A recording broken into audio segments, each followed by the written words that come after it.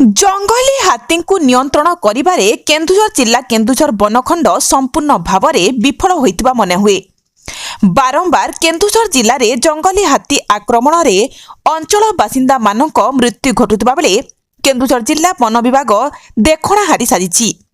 केन्दुझर जिला केन्दुझर बनखंड में पुणी हाथी आक्रमण में युवक मृत जहाँकि सूचना रही। केन्दुझर जिला केन्दुझर बनखंड चंपुआ रेंज उखुंडा सेक्शन गिधिबास ठारे हाथी आक्रमण में आज पुणी जड़े युवक मृत्युवरण करथिबा नेई सूचना।